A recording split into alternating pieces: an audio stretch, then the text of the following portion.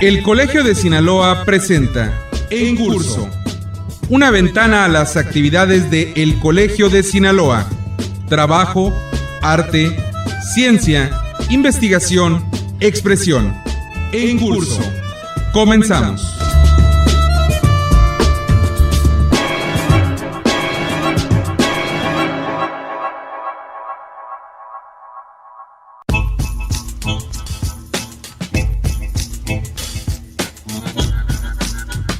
Hola, ¿qué tal, amigos radioescuchas? Yo soy Gerardo Osornio y esta es una emisión más de En Curso, el programa de El Colegio de Sinaloa. En esta oportunidad vamos a platicar con el embajador Enrique Júbar Urrea, quien recientemente publicó el libro Diplomata, un diplomático sinaloense en Brasil. No es, por supuesto, su primera publicación, hay varias, incluso una de ellas la distribuye aquí y tuvo la oportunidad de publicar en una segunda edición, si mal no recuerdo, El Colegio de Sinaloa, que es su experiencia como embajador en Belice. De eso platicaremos en otra ocasión, pero le comento rápidamente. El embajador Enrique Júbar Urrea ha sido embajador de México en Filipinas, en Belice y también cónsul en diversas partes del mundo, y bueno, tiene una amplísima experiencia en el servicio diplomático mexicano, por supuesto sirviendo a nuestro país y a los mexicanos. Yo quisiera seguirle platicando de su currículum porque es impresionante, pero qué mejor que escuchar su voz y sus experiencias. La verdad es que vale la pena escucharlo. En los próximos minutos tenemos presencia de lujo, como siempre, aquí en En Curso. En esta ocasión, el embajador Enrique Júbar Urrea.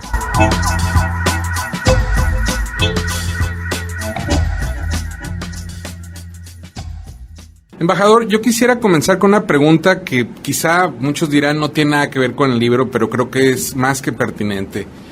El servicio exterior mexicano es algo que la mayoría de los mexicanos desconocemos. Muy cierto. Sabemos que hay embajadas, pero no sabemos para qué sirven. Sabemos que hay embajadores, pero no sabemos cuáles son sus funciones. Muchos saben que hay consulados, y no sabemos la diferencia a veces entre una embajada, un consulado, un embajador, un cónsul, un vicecónsul, y cómo se llega a trabajar incluso al servicio exterior mexicano. Yo quisiera que nos platicara en esta primera parte del programa un poco acerca de esto, porque usted tiene una amplísima experiencia, ha estado en muchos lugares del mundo representando a nuestro país, sirviendo a los mexicanos que se están viviendo o que de alguna manera pasan por esos lugares y que solicitan apoyo de nuestro gobierno. Qué mejor que con usted para informarnos mejor qué es este servicio que presta el Estado mexicano. Bueno, primero que nada habría que decir que es un servicio profesional, un grupo de profesionales que representan a México fuera del país, que tratan de promover los intereses de México, la economía, el comercio, la cultura, todos los intereses del país, y usualmente se trata de unos 3 niveles, vamos a llamarle así. Primero que nada, el servicio exterior de carrera. Es decir, si le hacemos el símil con el servicio militar, tal vez sea más fácil entenderlo. Entramos al servicio exterior usualmente con un rango menor, vamos ascendiendo a través del escalafón, igual como un militar va pasando de capitán a mayor, a teniente coronel, a coronel y luego a general. Nosotros pasamos por los rangos de tercer secretario, segundo secretario, primer secretario, consejero y ministro, antes de llegar al rango de embajador. Y cónsul general es equivalente a embajador, solo que del lado de los servicios consulares. Si se es de carrera, son rangos, es decir, se mantienen. El general a cargo de la zona militar puede ser comandante de la zona militar en ese momento y dejar de serlo un día, pero no deja de ser general. Pasa lo mismo con nosotros. El embajador de México en Guatemala puede dejar de ser embajador allí, pero no pierde el rango, sigue siendo embajador. Por eso yo, aunque estoy jubilado, sigo usando ese rango y me anuncio como embajador. La diferencia principal entre el servicio diplomático bilateral, que son los embajadores, y los cónsules, es a qué espectro, a qué universo se dirige. El caso de los diplomáticos bilaterales, los embajadores, representan a todo el país. Es decir, es un representante del gobierno de México ante un gobierno de otro país. Siempre va a estar la embajada en la capital del país de que se trate, porque la representación es de jefe de Estado a jefe de Estado. Mientras que los cónsules tratan cosas de personas. personas individuales o colectivas, de empresas incluso. Y esos no tienen que estar en la capital del país, pueden estar en otros lados. De hecho, solo en Estados Unidos tenemos 50 consulados, en lugares que estoy seguro que ni siquiera conoce a la gente dónde queda ese lugar, ¿no? Pero se trata de representar personas, y en vista de que tenemos más de 20 millones de mexicanos o de origen mexicano viviendo en Estados Unidos, es lógico que tenga que haber muchos consulados para atender todo esto. Ahora, hay también nombramientos diplomáticos y consulares que no son de carrera, pero ahí es solamente el cargo. La persona va a ostentarse como embajador o cónsul mientras dure el cargo. El día que deje el cargo, ya no se va a ostentar así. Hay varios compañeros aquí mismo en Sinaloa, por ejemplo, que han sido embajadores y cónsules. Fue el caso, por ejemplo, de mi buen amigo Heriberto Galindo. El día que dejó de ser embajador, dejó de ser cónsul, ya él no se vuelve a usar ese título porque era simplemente el encargo, no el rango. También Carlos Almada, que acaba de dejar la embajada en Japón en las mismas circunstancias, y embajadores y cónsules de carrera sinaloenses que han llegado hasta el extremo amplio máximo, que es pues el rango de embajador. Embajador, a mí me gustaría que nos platicara cuáles son las funciones habituales de un embajador cotidianamente, digamos, ¿no? Muy bien. Es decir, usted nos acaba de decir pues cuáles son sus funciones en lo general, pero ¿cómo es un día, digamos, de un embajador? En buena medida va a depender del lugar donde esté uno adscrito. Hay embajadas con distintas funciones. La más completa de todas, por supuesto, es la embajada en Estados Unidos, por razones lógicas, obvias. Tiene más personal la embajada de México en Estados Unidos que cualquier otra oficina, excepto el Consulado General en Los Ángeles, que es por la cantidad de mexicanos que hay ahí. Claro. Bien. El embajador usualmente empieza el día revisando, primero que nada, las noticias del lugar donde está. Nosotros somos los oídos y la vista del gobierno mexicano. Tenemos que estar muy pendientes de rendir informes todos los días de las situaciones que pueden de alguna manera afectar o beneficiar a la relación bilateral. Tenemos que tener correspondencia, dependiendo del lugar. Va a ser, por ejemplo, pues yo fui embajador en Filipinas y allá ya era otro día. Es decir, las comunicaciones tienen que extenderse un poco más en términos temporales, porque pues el horario no permite que sea de otra forma. También, por supuesto, hay que mantener relación constante con las autoridades locales, con las otras embajadas, con los otros diplomáticos que estén acreditados en el lugar. Hay que multiplicarse. Yo siempre he dicho que el embajador de México tiene que ser al mismo tiempo la persona que más sabe de México allá donde está y la persona que más sabe de ese lugar donde está en México. Es decir, tenemos que estar muy pendientes, conocedores de la historia, las costumbres y la cultura del país donde estamos, y por supuesto promotores de la historia, de la cultura mexicana, incluyendo todos los aspectos culturales, desde la parte literaria, musical, hasta la culinaria. Entonces, todo esto es un trabajo constante, es un trabajo que todos los días se tiene que estar manteniendo permanentemente en constante aprobación. Y luego somos los mensajeros en el sentido de que la comunicación oficial entre embajadas usualmente es por notas. Las notas, hay una muy curiosa, una nota que siempre se burlaban de mí, mis amigos me decían, ¿cómo es eso de que hay una nota verbal? Si es verbal, no es nota, y si es nota, pues no es verbal, tiene que estar escrita. Pero es que es una tradición de muchísimos años. Un enviado de un rey, por decir algo, a otro reino, llevaba el mensaje de su rey, pero llevaba también escrito un recadito, digamos, donde se anotaba en qué consistía lo que iba a decir, para que no hubiera confusiones. Claro. Y se dejaba ese papelito ahí para que se verificara de qué hablamos. No había grabadoras. Entonces, a través de notas, constantemente está uno en contacto con el Ministerio de Relaciones Exteriores del país de que se trate.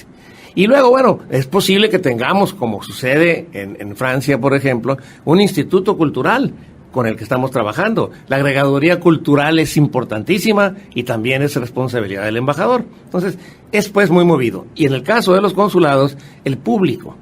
Porque todos los días, por lo menos en los consulados de Norteamérica, todos los días hay una gran cantidad de gente promoviendo los trámites que necesita.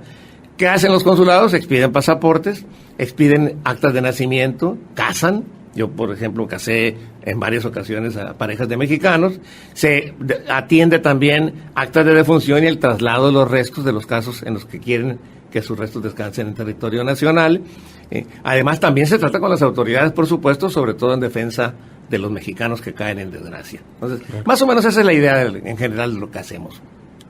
Embajador, también antes de entrar al tema de Diplomata en su nuevo libro, usted estuvo como embajador en Belice. Así es, sí, señor. Y pues aprovecha la oportunidad, aunque me salga un poco el tema, para que nos platique un poco de esa experiencia. Y se lo comento por lo siguiente, porque es un país que cuando nos referimos a Centroamérica siempre olvidamos, los mexicanos. Razón, así es. Decimos de Guatemala para abajo y citamos a veces de memoria, de manera consecutiva en términos geográficos, a los demás países. Ahora en los últimos meses, con el asunto de las migraciones que vienen de Centroamérica, pues ha habido mucha más información al respecto de lo que sucede allá.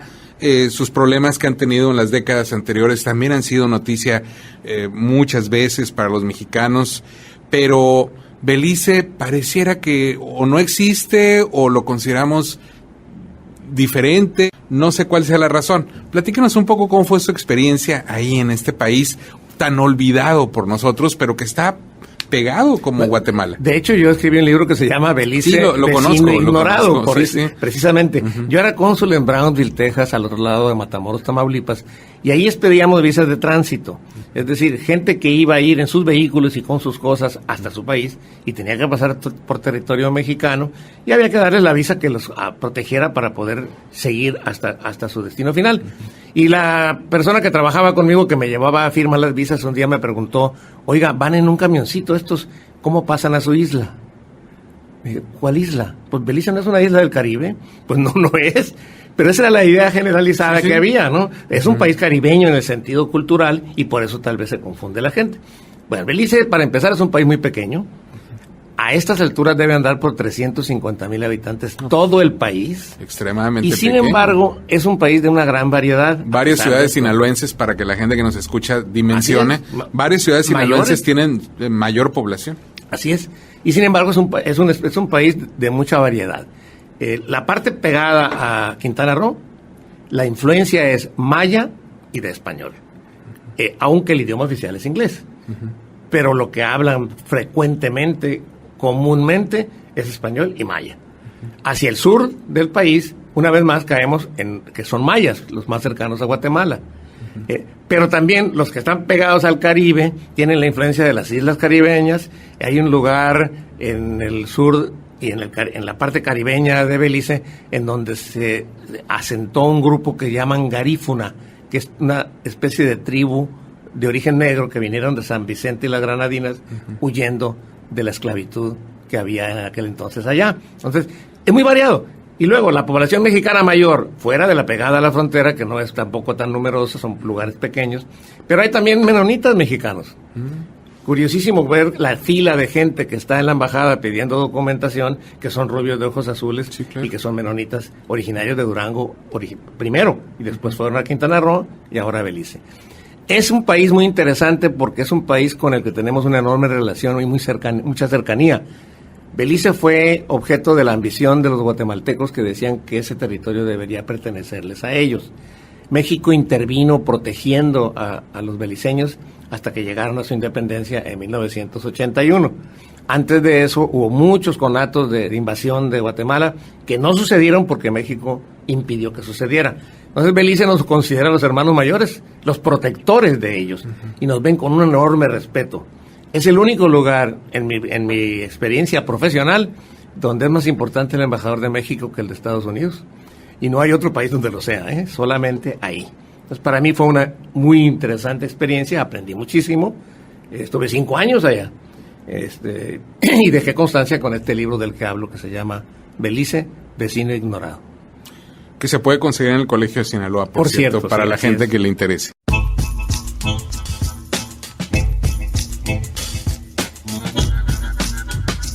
Les recuerdo a quienes nos sintonizan que este es el programa en curso, el programa de El Colegio de Sinaloa, una emisión semanal que desde hace alrededor de 2 décadas llega a usted llevando lo mejor de El Colegio de Sinaloa, entrevistas, conferencias y mucho más. En esta oportunidad estamos platicando con el embajador Enrique Jubero Urrea con motivo de la presentación de su nuevo libro, Diplomata, Un diplomático sinaloense en Brasil, un libro que verdaderamente vale la pena que consiga. Pronto estará ya en circulación en nuestro estado y en muchos otros lugares, porque es una experiencia muy interesante y además la manera en la que el embajador Júbar Urrea nos lo comenta, nos platica prácticamente a través de las letras en este libro su experiencia en el servicio diplomático mexicano allá en Brasil, específicamente en Sao Paulo, es verdaderamente muy interesante y sobre todo grata. Así que sin más preámbulo, vamos a seguir escuchando aquí en Curso, el programa del Colegio de Sinaloa, al embajador Enrique Júbar Urrea.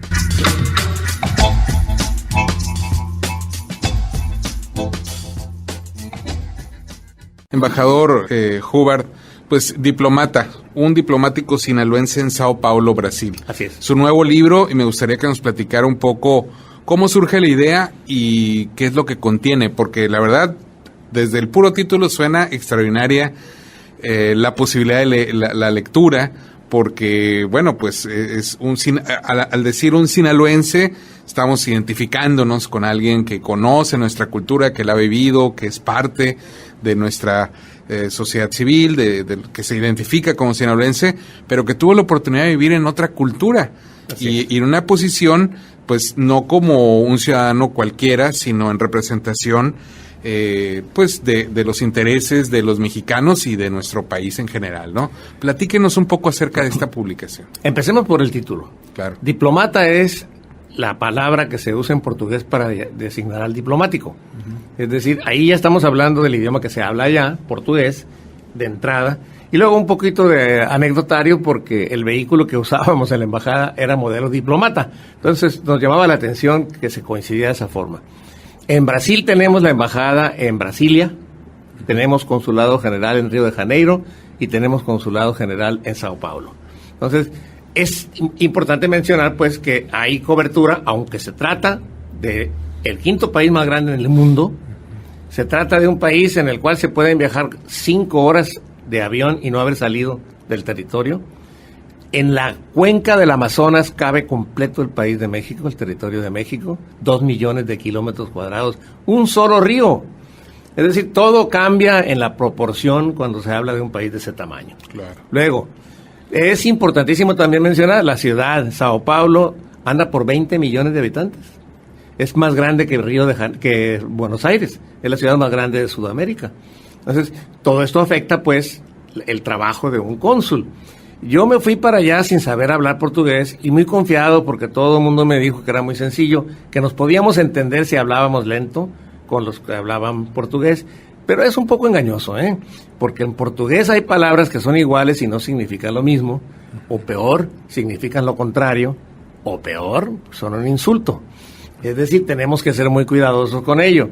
La primera vez que a mí me invitaron a cenar a casa de amigos brasileños, yo le dije a la señora al final del evento que su comida había estado exquisita y me llamó la atención que la señora me dijo, ¿no le gustó?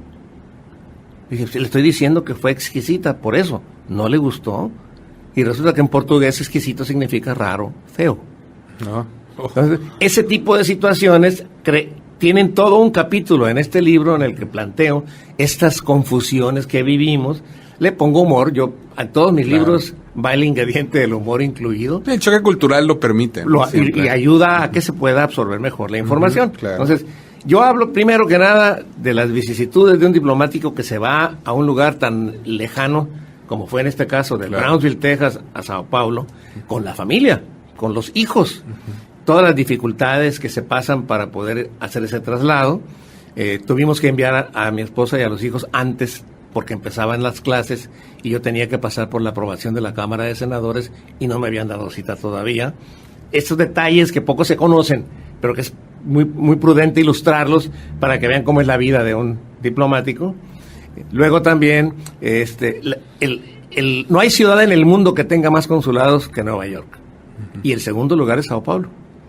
Como son países donde la capital no es la ciudad más importante, entonces se llena de consulados. Como les decía, en la capital están las embajadas, pero en las demás ciudades hay consulados. En este caso, pues, ahí me tocó convivir y departir con más de 100 cónsules de todo el mundo. Y luego finalmente fui nombrado presidente del cuerpo consular, Entonces eso también es una experiencia que ayuda mucho.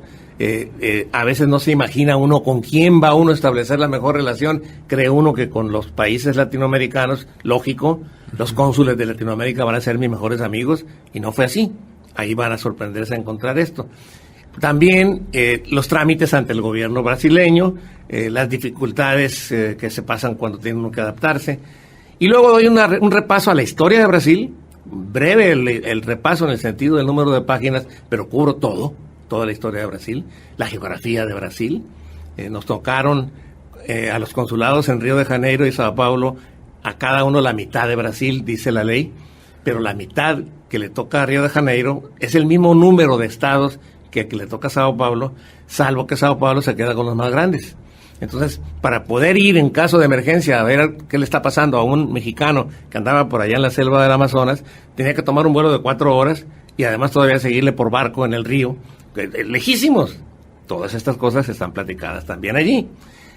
Y no dejo de mencionar, siempre lo pongo además esto como algo ilustrativo porque es muy raro que suceda. Van a encontrarse con que el cónsul general de México, Enrique Júbar Urrea, fue cónsul general de Nicaragua.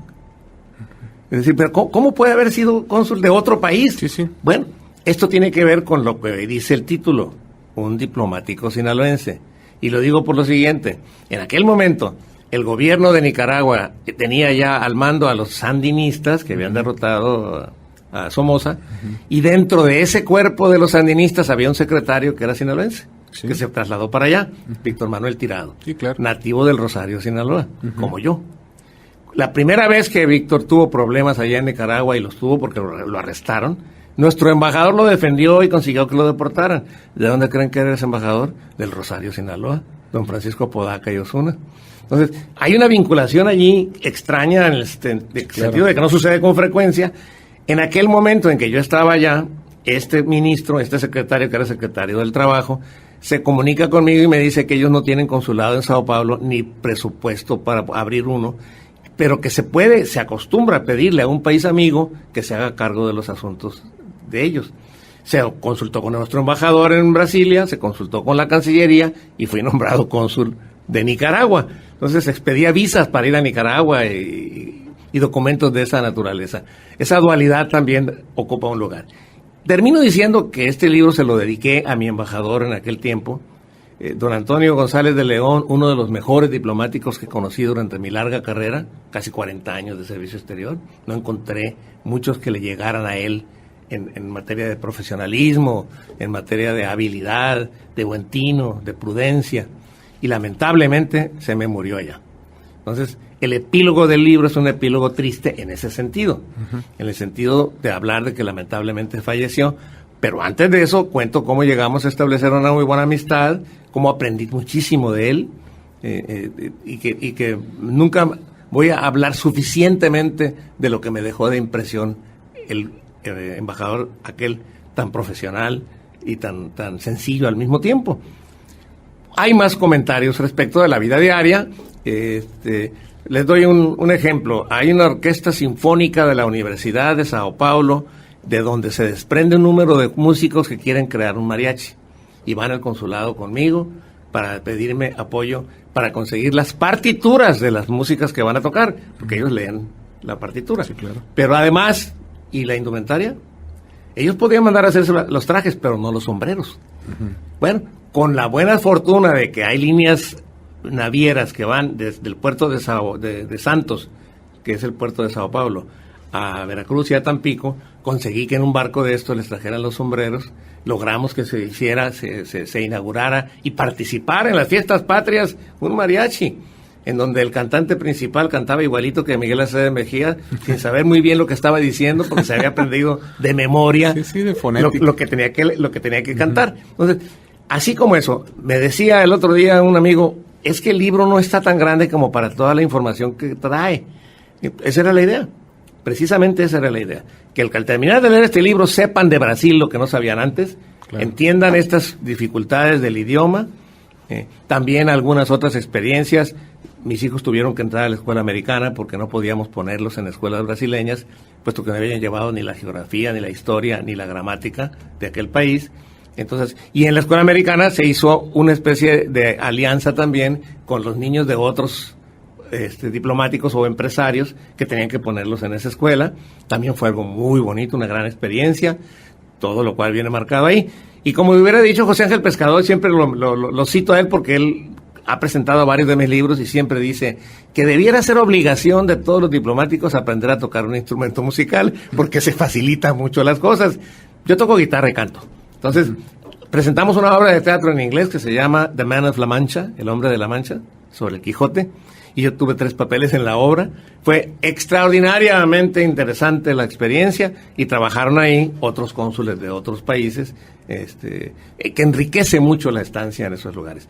Creo que les va a ser muy interesante, los va a hacer sonreír, van a aprender mucho sobre ese país tan importante y tan interesante como es Brasil y van a darse cuenta de que no sabemos tanto como creemos de los brasileños. Pues una buena oportunidad para todos nosotros de entender que Brasil es algo más que fútbol. Porque ahí nos quedamos mucho y eso pues es una injusticia para Brasil y para nosotros porque somos seres culturales y que de alguna manera podemos adquirir mucho conocimiento. Embajador, pues finalmente, ¿dónde podemos conseguir este libro? Bueno, por el momento estoy tratando de ver cómo hacemos arreglos para distribuirlo porque lo hice por mi cuenta. Es decir, esta es una edición que salió de mí. Yo tengo experiencia editorial con el colegio, con la UAS y con COBAES, pero por razones diversas en esta ocasión no se dieron las cosas como estaba así. No tengo todavía seguro cómo voy a hacer para la distribución. Pero bueno, la idea es que esto no es una aventura comercial. El propósito es que lo lea la mayor parte del público posible. Lo voy a anunciar dentro de poco en redes sociales.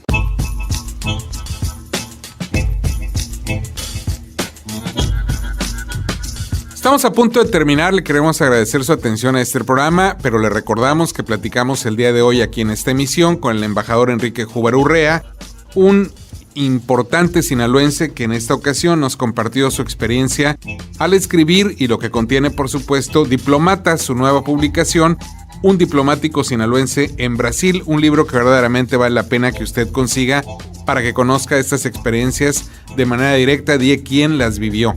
Nos vamos a despedir, agradecemos su atención a este programa, lo invitamos para que siga en compañía de esta emisora, pero también para que se suma a las diversas actividades de El Colegio de Sinaloa. Le recomendamos que se acerque en la ciudad de Culiacán, en horas de oficina, a la calle Rosales 435 Poniente, código postal 80,000, la sede del Colegio de Sinaloa, para que obtenga información de horarios y días precisos de nuestras actividades como institución. También, por supuesto, puede llamar a los teléfonos 716-1050 y 716-1046. A través de internet usted puede solicitar información enviando un correo electrónico a coldecina@yahoo.com.mx o también entrando a la página de El Colegio de Sinaloa, tecleando simplemente www.elcolegiodesinaloa.gov.mx. Pero también puede volver a escuchar esta emisión y muchas como esta, si usted así lo desea, entrando a YouTube y tecleando en su buscador simplemente El Colegio de Sinaloa, para obtener así una amplísima cantidad de programas como el que acaba de escuchar para que usted los pueda disfrutar cuando así lo desee. Yo me despido, le agradezco su atención nuevamente, soy Gerardo Osornio y esto fue una emisión más de En Curso, el programa de El Colegio de Sinaloa.